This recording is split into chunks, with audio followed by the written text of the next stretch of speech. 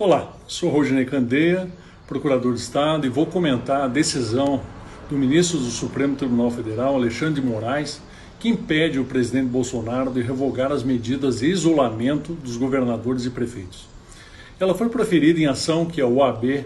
moveu contra atos do presidente contrários ao distanciamento social recomendado pela Organização Mundial da Saúde, pois, segundo a OAB,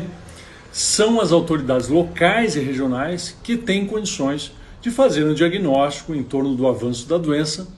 e da capacidade de operação do sistema de saúde em cada localidade. O ministro Alexandre de Moraes refere divergência entre as autoridades públicas e entendeu cabível ação para evitar condutas do presidente Bolsonaro que coloquem em risco a proteção à saúde e o respeito ao federalismo. Decidiu que o Executivo Federal não pode afastar as decisões dos governos estaduais e municipais que adotaram o isolamento social e a suspensão das atividades, por serem mecanismos reconhecidamente eficazes para a redução de infectados e de óbitos, como demonstrariam as recomendações da OMS.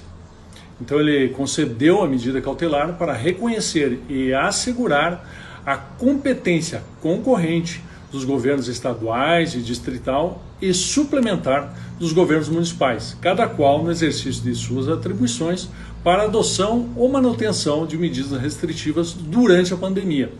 independentemente de ato federal que venha em sentido contrário, sem prejuízo da competência geral da União para estabelecer medidas restritivas em todo o território nacional, isto é,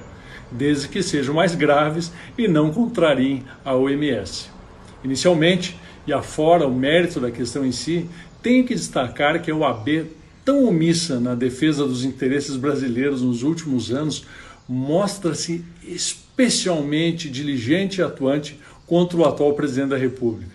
A primeira conclusão que chego da decisão é que, se ela reconhece competência e autonomia dos estados e dos municípios para tomar medidas restritivas de circulação e de funcionamento de empresas, por consequência, reconhece a responsabilidade desses entes públicos para pagar a conta de suas escolhas. Não podem governadores e prefeitos terem autonomia e competência para tomar as decisões e quererem que a União pague as quedas de arrecadação que suas boas ou más determinações deram causa.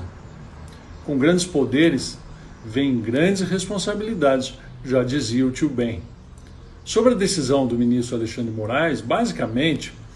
ela reconhece a autonomia dos entes federados para determinar medidas de proteção à saúde, desde que obedeçam às orientações da OMS. Quer dizer,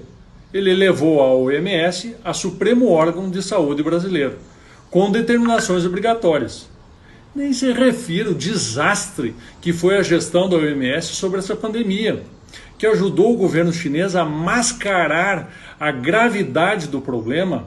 e colaborou diretamente para o tamanho da contaminação mundial, sendo cúmplice nas milhares de mortes ocorridas. Mas sobre outro aspecto, se conforme a OAB, as autoridades locais e regionais e que têm condições de fazer um diagnóstico do avanço da doença e da capacidade do sistema da saúde em cada localidade, em face dessa mesma autonomia dos entes federados e da competência concorrente para legislar sobre saúde pública, não é desarrazoável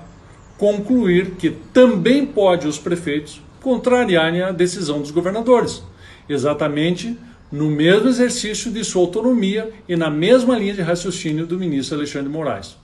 Por exemplo, municípios sem nenhum caso e com capacidade de atendimento aos eventuais pacientes poderiam adotar medidas menos restritivas que o isolamento decretado por governador do estado. Se vale para o Bolsonaro, vale para os governadores. A decisão do ministro Alexandre de Moraes, a par de retirar antecipadamente os poderes do presidente da República, jogou a bola e a responsabilidade sobre a pandemia de coronavírus para os prefeitos e para os governadores.